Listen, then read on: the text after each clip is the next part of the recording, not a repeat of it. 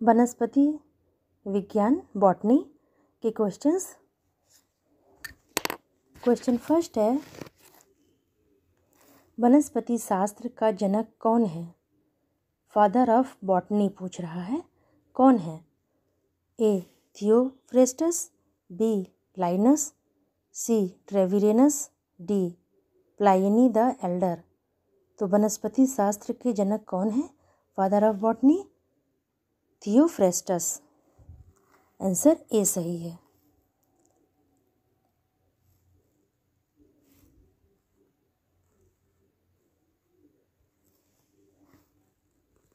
Question second है, botany शब्द की उत्पत्ति किसे कहा गया है?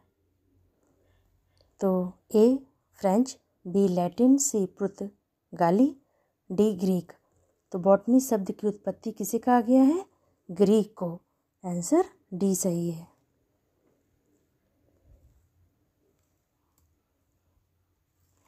क्वेश्चन थर्ड है, फाइकोलॉजी में किसका अध्ययन किया जाता है? फाइकोलॉजी में तो ए शैवाल का यानी एल्गी का, बी कवक का, और या सी पारिस्थितिकी इकोलॉजी, डी विषाणु वायरस।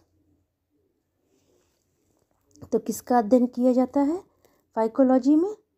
फाइकोलॉजी में अध्ययन किया जाता है शैवाल का, एल्गी का, यानी शैवाल यानी एल्गी, एल्गी का, शैवाल का अध्ययन किया जाता है। आंसर ए सही है।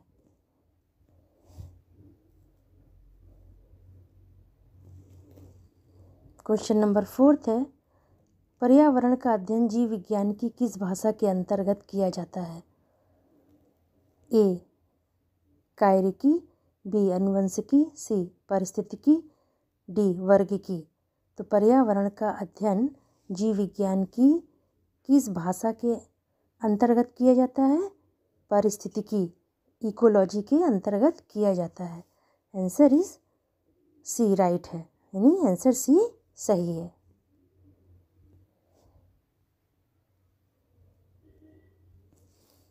क्वेश्चन नंबर फिफ्थ है, फूलों के संवर्धन के विज्ञान को क्या कहते हैं? ए फिनोलॉजी, बी फ्लोरिकल्चर, ए एग्रोनॉमी, बी बॉटनी। तो फूलों के संवर्धन के विज्ञान को क्या कहते हैं? फ्लोरिकल्चर कहते हैं। आंसर बी सही है। Answer B is right.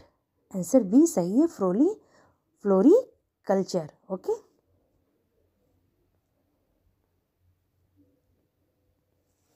Question number six, dendrology का संबंध है ए पुष्पों के अध्ययन से, बी वृक्षों के अध्ययन से, सी झाड़ियों के अध्ययन से, डी बी और सी दोनों।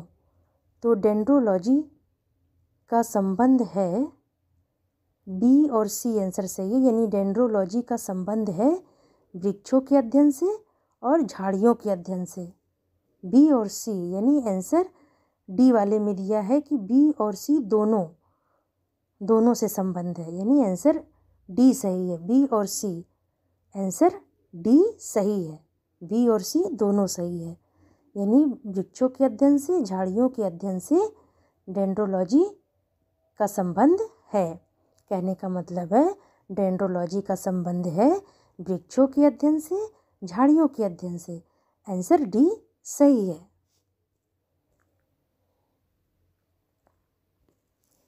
क्वेश्चन नंबर सेवेंथ, पुष्पों का अध्ययन कहलाता है ए एंथोलॉजी, बी एग्रेस्टोलॉजी, सी फिनोलॉजी, डी पॉलिनोलॉजी।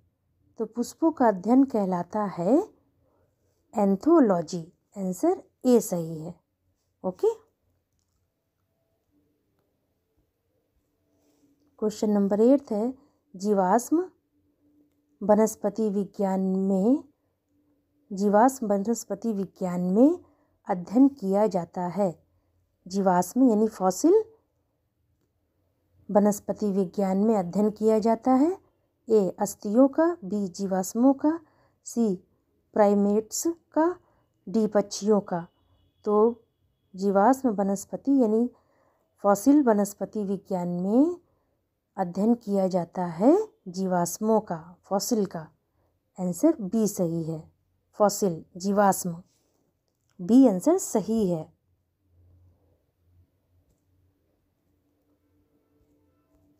क्वेश्चन नंबर 9, वनस्पति संवर्धन से संबंधित विज्ञान की शाखा को कहते हैं? ए फ्लोरिकल्चर, बी एग्रीकल्चर, सी olericulture, D horticulture.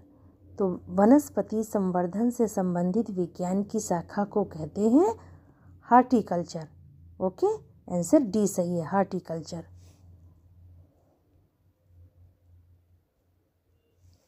Question number 10 है, सिल्वीकल्चर वनस्पति विज्ञान की वह शाखा है जिसमें निर्माण होता है। सिल्वीकल्चर की बात कर रहा है कि सिल्वीकल्चर वनस्पति विज्ञान की वह शाखा है जिसमें निर्माण होता है ए शैवाल के संवर्धन का, बी वन के विकास के, सी सिलीसिफाइड पादपों का, डी कवकों के संवर्धन का। तो सिल्वीकल्चर वनस्पति विज्ञान की वह शाखा है वन के विकास के। आंसर बी सही है, वन के विकास के।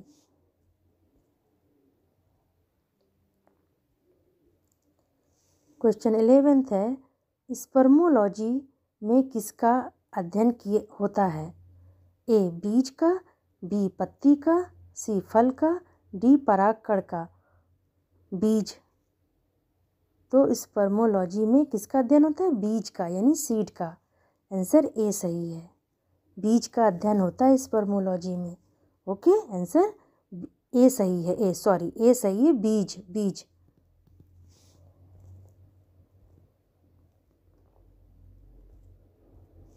क्वेश्चन नंबर 12, जीवों एवं वातावरण की अंतर अभिक्रिया से संबंधित जीव विज्ञान की शाखा कहलाती है? ए पादप भूगोल, बी पारिस्थितिकी, सी कायरिकी, डी अनुवंशिक। तो जीवों वातावरण की अंतर अभिक्रिया से संबंधित जीव विज्ञान की शाखा कहलाती है पारिस्थितिकी, इकोलॉजी। आंसर बी सही है।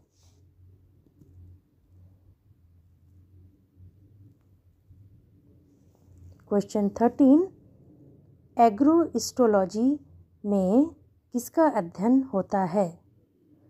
तेल के बीजों का, फसलों का, सी घासों का, डी फलों का। तो एग्रोइस्टोलॉजी में अध्ययन होता है घासों का। एग्रोइस्टोलॉजी में अध्ययन होता है घासों का। आंसर सी सही है, घासों का। क्वेश्चन नंबर 14, फीडोलॉजी में अध्ययन किया जाता है? फीडोलॉजी में ए पादप रोगों का, बी भूमि का, सी प्रदूषण का, डी चट्टानों का। तो फीडोलॉजी में अध्ययन किया जाता है भूमि का। आंसर बी सही है, आंसर बी सही है, आंसर बी इज करेक्ट, यानी भूमि का। फीडोलॉजी में अध्ययन किया जाता है भूमि का।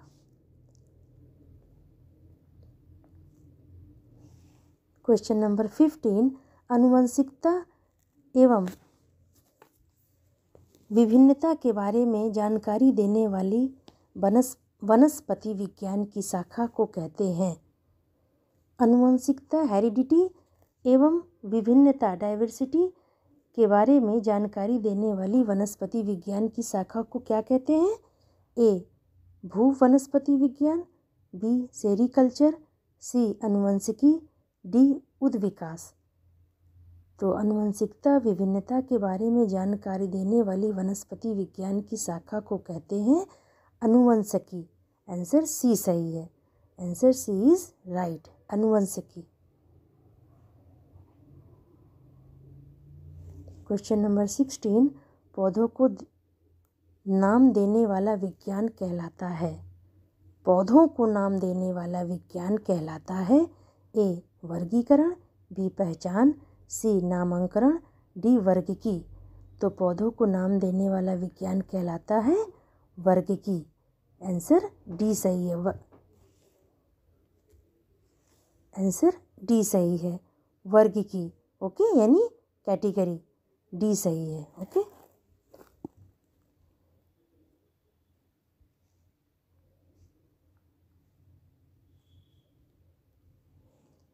क्वेश्चन नंबर 17, फलों का अध्ययन कहलाता है?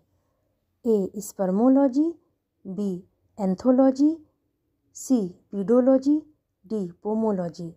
तो फलों का अध्ययन कहलाता है पोमोलॉजी, पोमोलॉजी कहलाता है। आंसर डी सही है कि फलों का अध्ययन कहलाता है पोमोलॉजी।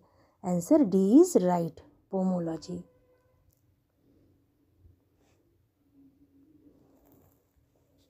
क्वेश्चन नंबर 18, परागकणों यानी पॉलन ग्रेन्स का अध्ययन कहलाता है? परागकणों का अध्ययन कहलाता है? ए पोमोलॉजी, बी पैलिनोलॉजी, सी फाइकोलॉजी, डी माइकोलॉजी। तो परागकणों का यानी पॉलन ग्रेन्स का अध्ययन कहलाता है पैलिनोलॉजी। आंसर बी सही है, palynology. Answer B is correct, palynology कहलाता है।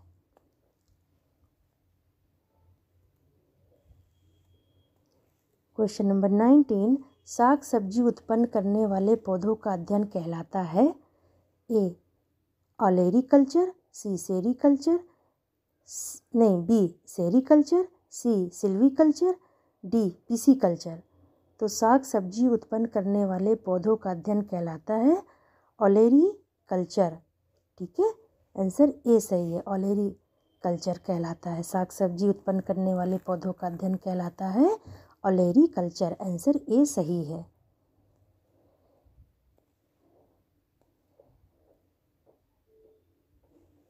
क्वेश्चन नंबर 20, निम्नलिखित में से कौन सा एक सही सुमेलित नहीं है?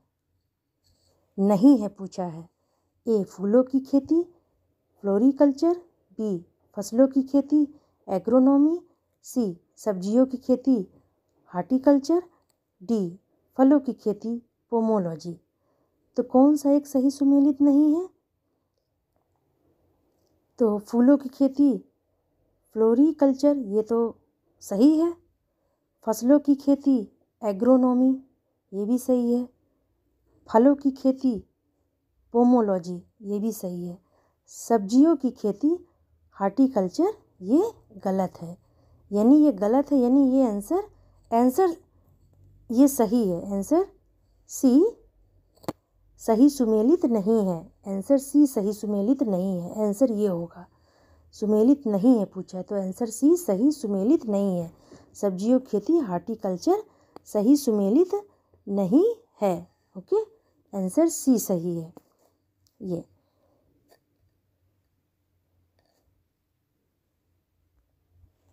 क्वेश्चन नंबर 21, वार्षिक वलयों का अध्ययन कहलाता है? वार्षिक वलयों एनुअल रिंग्स का अध्ययन कहलाता है? A dendrology, B dendrochronology, C agronomy, D horticulture. वार्षिक वलयों एनुअल रिंग्स का अध्ययन कहलाता है dendrochronology. Okay, dendrochronology. Answer B सही है, डेंड्रोक्रोनोलॉजी कहलाता है। आंसर बी सही है।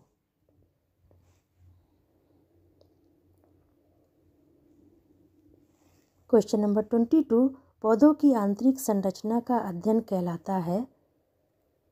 ए आकारिकी, बी वर्गिकी, सी शारीरिकी, डी भौतिकी। तो पौधों की आंतरिक संरचना का अध्ययन कहलाता है, इंटरनल स्ट्रक्चर का यानी आंतरिक संरचना का अध्ययन कहलाता है शारीरिकी। ओके, आंसर सी सही है, शारीरिकी।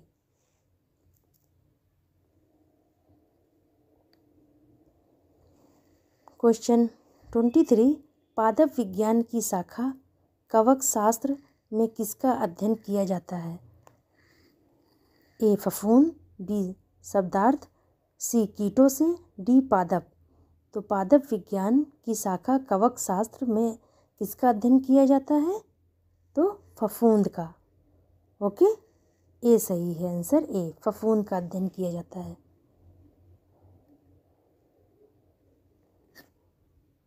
क्वेश्चन नंबर 24, एग्रोफॉरेस्ट्री है पूछा है। एग्रोफॉरेस्ट्री है मतलब क्या है? ए वनों के लिए वृक्ष लगाना, बी फसल काटने के बाद वन लगाना, सी कृषि के साथ उसी भूमि पर काष्ठीय बारहमासी वृक्ष लगाना, या डी इनमें से कोई नहीं। तो एग्रो फॉरेस्ट्री है कृषि के साथ साथ उसी भूमि पर काष्ठीय बारहमासी वृक्ष लगाना। ओके, ये सही है, आंसर सी सही है। ओके,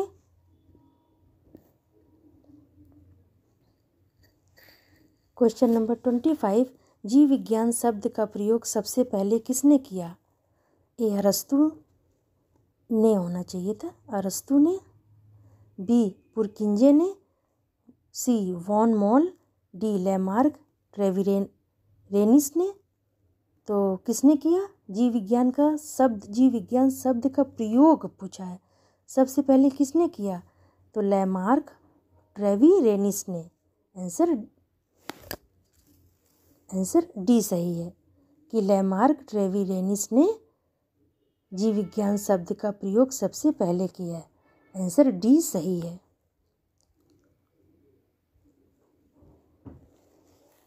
क्वेश्चन नंबर 26, जीव द्रव के पृथक्करण एवं संयोजन से संबंधित वनस्पति विज्ञान की शाखा कहलाती है?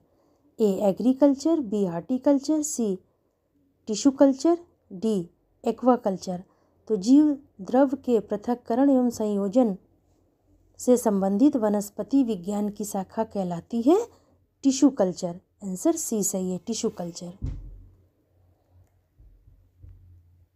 क्वेश्चन नंबर 27, चिकित्सा शास्त्र का जनक किसे कहा जाता है? ए अरस्तु, बी थियोफ्रेस्टस, सी हिप्पोक्रेटस, डी गैलन। तो चिकित्सा शास्त्र का जनक कहा जाता है हिप्पोक्रेटस को। आंसर सी सही है, हिप्पोक्रेटस को चिकित्सा शास्त्र का जनक कहा जाता है। Answer C is right, Hippocrates. Question 28, Gregor Mendel ने किस पौधे पर संक्रमण का प्रयोग किया? ग्रेगर मेंडल ने, ए आलू, बी मटर, सी चुकंदर, डी सेब। तो ग्रेगर मेंडल ने मटर के पौधे पर संक्रमण का प्रयोग किया। आंसर बी सही है, गार्डन मटर। ठीक है, गार्डन मटर। ग्रेगर मेंडल ने गार्डन मटर पौधे पर संक्रमण का प्रयोग किया, मटर का पौधा। आंसर बी सही है। ओके,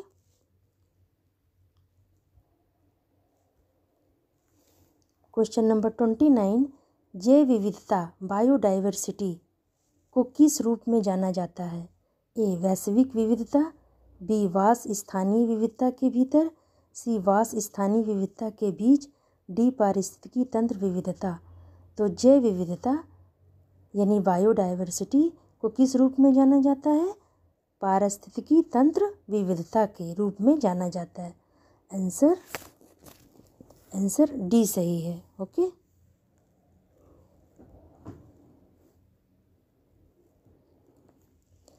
क्वेश्चन नंबर 30, निम्नलिखित में से किसको कोशिका का पावर प्लांट कहा जाता है? ए गोल्जी काय, बी माइटोकॉन्ड्रिया, सी राइबोसोम, डी लाइसोसोम। तो किसको कोशिका का पावर प्लांट कहा जाता है यानी पावर हाउस कहा जाता है? तो माइटोकॉन्ड्रिया को। आंसर बी सही है, माइटोकॉन्ड्रिया को कोशिका का पावर प्लांट यानी पावर हाउस कहा जाता है। Answer B is right.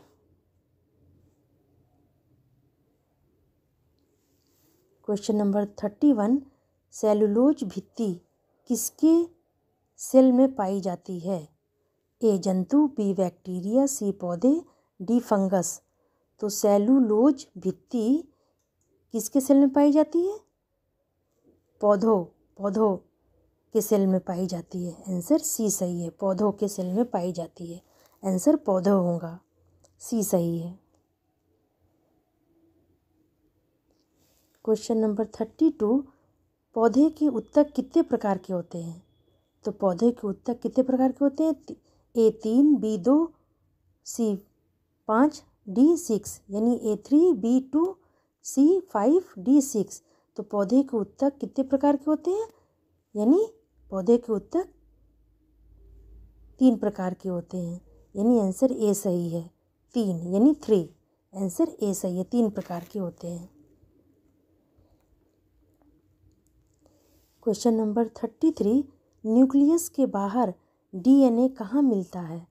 A ribosome, b अंतद्रवी जालिका, सी माइटोकॉन्ड्रिया, डी गोल्जी काय। तो न्यूक्लियस के बाहर डीएनए कहाँ मिलता है?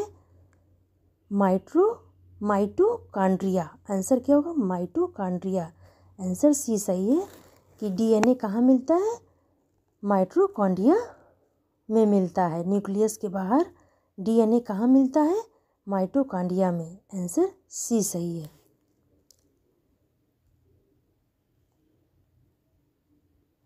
क्वेश्चन नंबर 34, निम्नलिखित में से किसे जीवन का भौतिक आधार माना जाता है?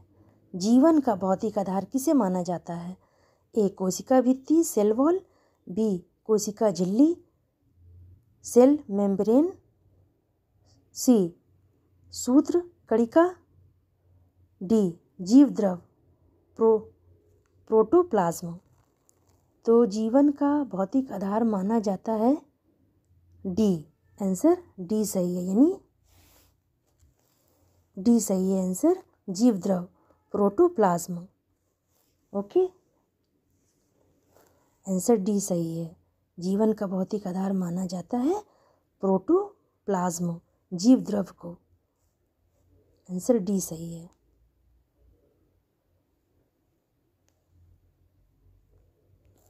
क्वेश्चन नंबर 35, एक विशेष कार्य करने वाले समान कोशिकाओं के समूह को क्या कहते हैं? ए उत्तक यानी टिश्यू, बी अंग ऑर्गेन, सी अंग तंत्र ऑर्गेन स्ट्रक्चर, कोशिकीय संरचना सेलुलर स्ट्रक्चर। तो एक विशेष कार्य करने वाले समान कोशिकाओं के समूह को क्या कहते हैं? तो टिश्यू कहते हैं, यानी उत्तक कहते हैं। ओके, आंसर ए सही है, उत्तक।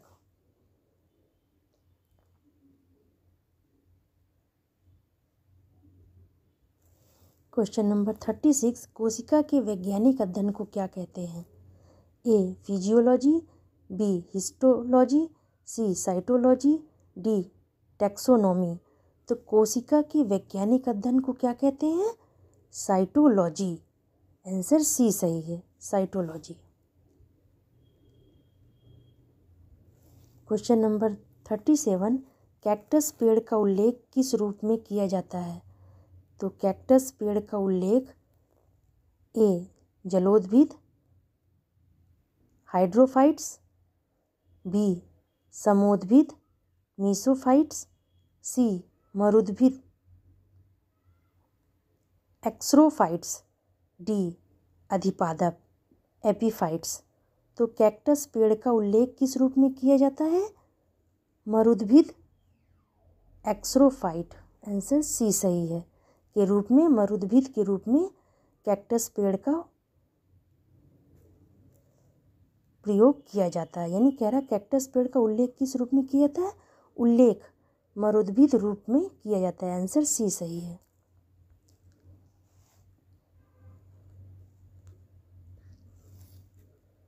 क्वेश्चन नंबर 38, पत्तियां हरी रंग की क्यों दिखाई देती हैं? तो ए हरे रंग प्रकाश का अवशोषण करती है, बी हरे रंग प्रकाश परावर्तित करती है, सी हरा रंग प्रकाश का अवशोषण और परावर्तित करती हैं, डी इनमें से कोई नहीं। तो पत्तियां हरी रंग की क्यों दिखाई देती है? पत्तियां हरी रंग की इसलिए दिखाई देती हैं कि हरा रंग प्रकाश परावर्तित करती है। हरे रंग जो होता है प्रकाश परावर्तित करती है, इसलिए पत्तियां हरी रंग की दिखाई देती है। आंसर बी सही है। ओके,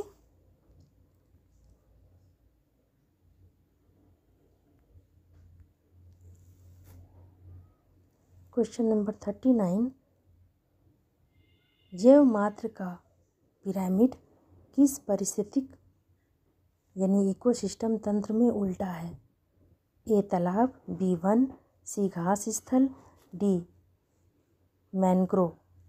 तो जैव मात्र का पिरामिड किस पारिस्थितिकी तंत्र में उल्टा है? तो आंसर होगा तालाब, ए। आंसर इज ए सही है।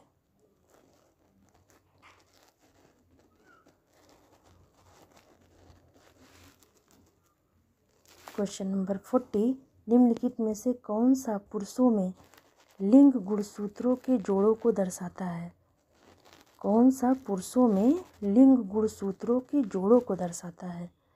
ए XY, बी XX, सी YY, डी इनमें से कोई नहीं। तो कौन सा पुरुषों में लिंग गुणसूत्रों के जोड़ों को दर्शाता है? तो XY होगा। XY पुरुषों में लिंग गुणसूत्रों को दर्शाता है। आंसर ए सही है, XY।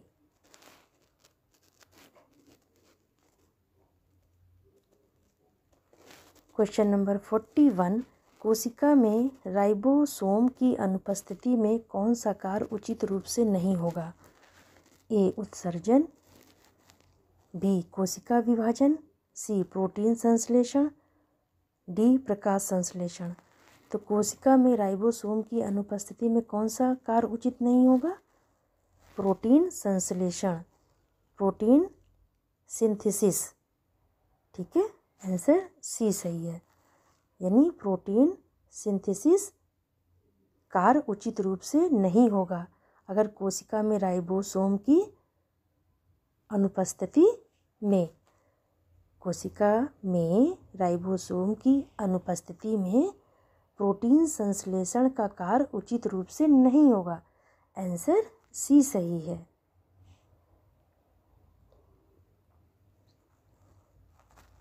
क्वेश्चन नंबर 42, निम्नलिखित में से कौन पादप उत्पाद नहीं है? ए कैफीन, बी पिपेरिन, सी निकोटीन, डी सैक्रिन। तो निम्नलिखित में से कौन पादप उत्पाद नहीं है? डी। आंसर डी सही है। आंसर डी सही है, सैक्रिन। सैक्रिन पादप उत्पाद नहीं है, सैक्रिन। आंसर डी सही है। Answer D is right.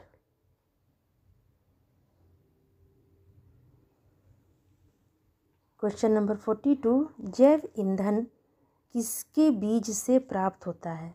जैव ईंधन यानी बायोफ्यूल किसकी सीड से, किसके बीज से प्राप्त होता है? ए जामुन, बी जकरांदा, सी jatropha, D Juniper.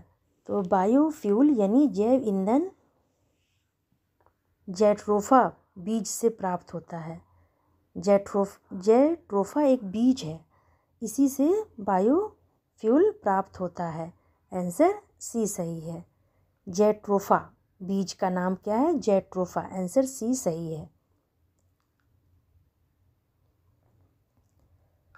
Question number 43, निम्नलिखित में से कौन सी प्रक्रिया वायु को प्रदूषित नहीं करती? नहीं पूछा है।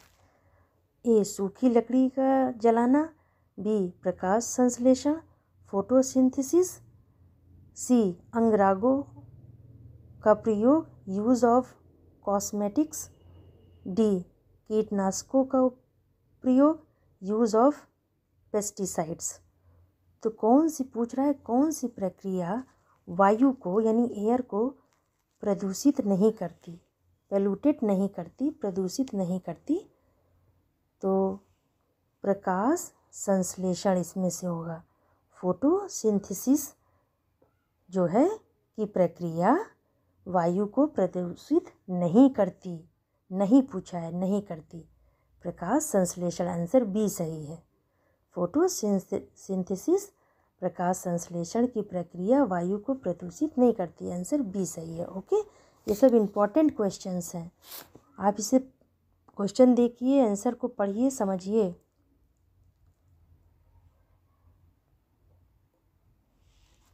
क्वेश्चन नंबर 44, पौधों में जल और पोषकों के संचलन के लिए उत्तक को क्या कहते हैं? पौधों में जल और पोषकों यानी न्यूट्रिएंट्स के संचलन के लिए उत्तक को क्या कहते हैं? तो ए पौधों में जल और पोषकों के संचलन के लिए उत्तक को क्या कहते हैं?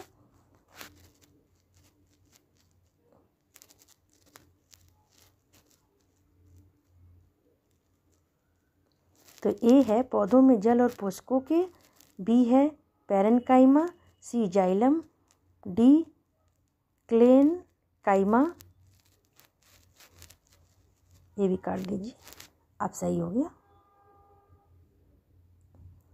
तो पूछ रहा है कि पौधों में जल और पोषकों के संचलन के लिए उत्तक को क्या कहते हैं। तो पौधों में जल और पोषकों के संचलन के लिए उत्तक को क्या कहते हैं, जाइलम कहते हैं। सी आंसर, सी कहते हैं जाइलम। ओके, आप लोग पहले बुक में रीडिंग भी लगाया करिए तो ज़्यादा समझ में आएगा क्वेश्चन का आंसर। ओके, क्वेश्चन नंबर 45, रेशम के कीट सामान्यतः किस पेड़ पर पाले जाते हैं। ए सेब के, बी सहतूत के, मलबेरी और डी अमरूद। और ये नहीं, सी अमरूद, सी है और ये डी है, डी जामुन। तो रेशम के कीट सामान्यतः किस पेड़ पर पाले जाते हैं। तो आंसर बी सही होगा, यानी सहतूत, यानी मलबेरी। सहतूत, मलबेरी, मलबेरी को सहतूत कहते हैं। तो रेशम के कीट सामान्यतः किस पेड़ पर पाले जाते हैं, सहतूत के पेड़ पर। रेशम के कीट सामान्यतः किस पेड़ पर पाले जाते हैं। तो सहतूत, मलबेरी। ओके, आंसर बी सही होगा।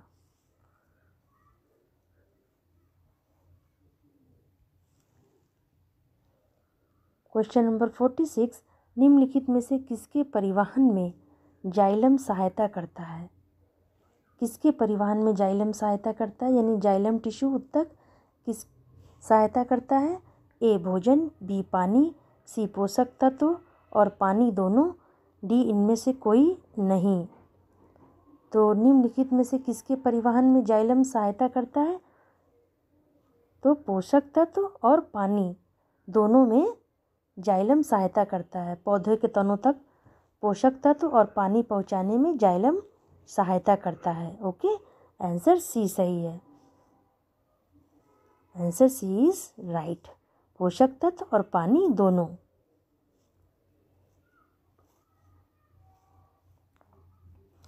क्वेश्चन नंबर 47, निम्नलिखित में से कौन सा पौधा कीट पकड़ता है।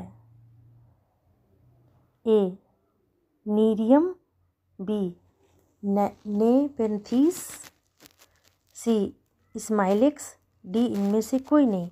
तो निम्नलिखित में से कौन सा पौधा कीट पकड़ता है।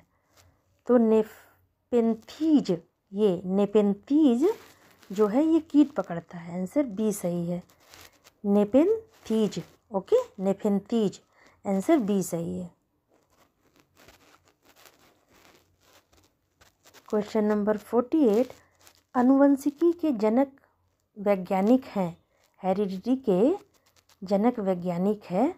A Robert Hooke, b Charles Darwin, c Gregor Mendel, d इनमें से कोई नहीं। तो आनुवंशिकी के जनक वैज्ञानिक हैं ग्रेगर मेंडल। ओके, आंसर सी सही है, ग्रेगर मेंडल आनुवंशिकी के जनक वैज्ञानिक हैं। आंसर सी सही है।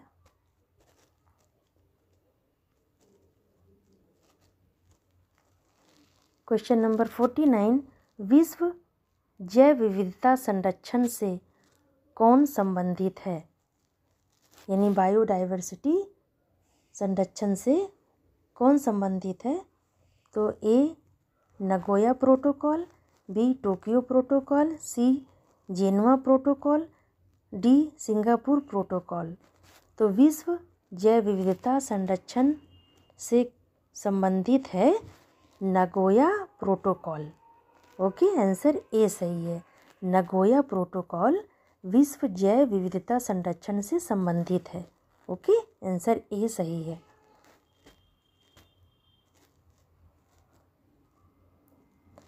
क्वेश्चन नंबर 50 यानी लास्ट, जीन शब्द का प्रयोग किसने किया।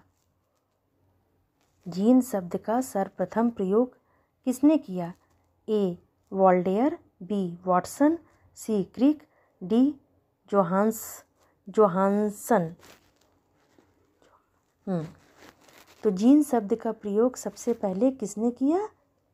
जोहानसन ने जीन शब्द का प्रयोग सबसे पहले किया। तो आंसर डी होगा, डी सही होगा। तो answer D is right. Johansson ने जीन शब्द का सर्वप्रथम प्रयोग किया, जोहानसन। ओके, तो ये थे मेरे 50 क्वेश्चंस के आंसर। आप क्वेश्चन देखिए, आंसर देखिए, बुक की रीडिंग भी लगाया करिए, तब क्वेश्चन आंसर देखा करिए, तो इससे ज़्यादा मार्क्स आएंगे। और वीडियो अच्छा लगा तो आप लाइक कीजिए, एक लाइक ज़रूर कर दिया करिए, ताकि मैं भी मोटिवेट हो जाऊं अगला वीडियो बनाने के लिए। ओके, इससे मुझे पता चल जाता है कि पसंद आ रहा है कि नहीं। और क्वेश्चन आंसर देखिए, और मैं और भी वीडियो विषयों पर बनाऊंगी। और मेरे चैनल को सब्सक्राइब भी कीजिए। Thank you.